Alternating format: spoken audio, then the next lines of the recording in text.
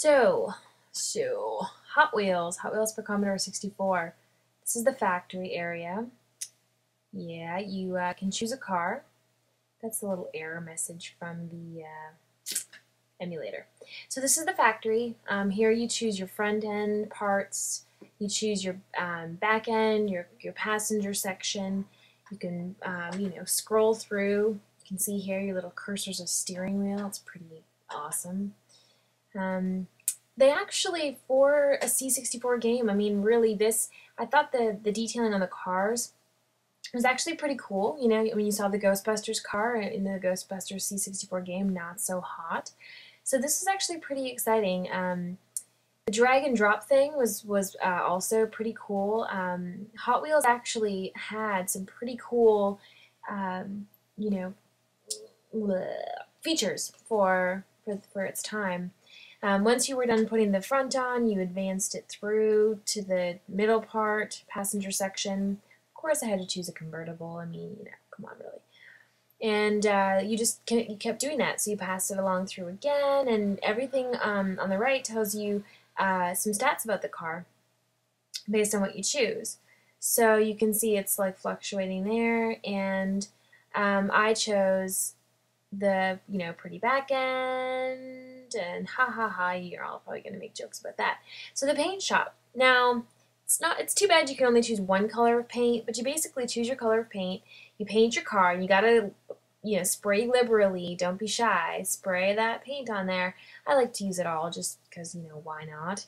Now that we're in a recession, I may not have, but back in the 80s it didn't really matter. So, you used a lot of paint. So you'll see here, I attempt to give it maybe some a little, stripe or so, but all it does is the cloud stays around for a little while, and then you put the paint back and it's over. Not very exciting. Definitely no climax in that paint job. Really. Okay, so then you have a little dealer preparation. Got to get the car all shiny up, and now we get to drive it. Now this thing is utterly annoying because, a couple reasons. The car is so hard to aim where you want it to go. So you'll be driving around and you're like, ah, cool. Oops, pixel errors. Oh, cool car wash. I want to go there. Well, you gotta back up. Oh, I backed into the car wash now. Surprisingly, guess what? You can go through the car wash backwards. Makes no sense, but you can. The other thing that makes no sense is that when I start to go through this car wash, oh, cutscene, no top on my car comes up. I found that pretty hilarious. So, you've got your little water spray, blah, blah, blah. So while this is doing its car washy thing, which, to be quite honest, the graphics of, in terms of it remembering that it's wet, and then it remembering that it's soapy, and then it's remembering that it's going to brush, etc. Again, wow, this Hot Wheels has a lot of, what are those called? Metaphors. Yeah, something like that.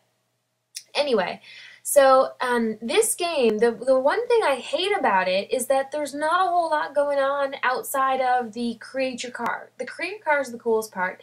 Otherwise, you drive around. There's little mini things you can do, there's an apartment on fire and you can get a fire truck. But what does that have to do with Hot Wheels? Having a cool car. It doesn't.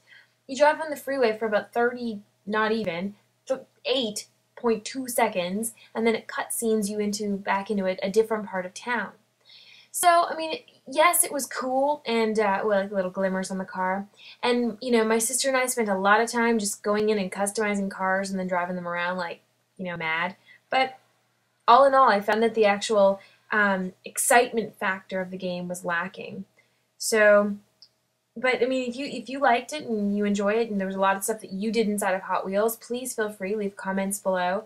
I'm going to oh, and this is the last thing, and I gotta be quick. Never go to the new car's place, because when you go back in, you can't leave. Therefore, the car that you've spent so long creating and customizing, it's gone. Welcome back to the factory. Anyway, AaronGames.com. Comment, rate. Ciao for now.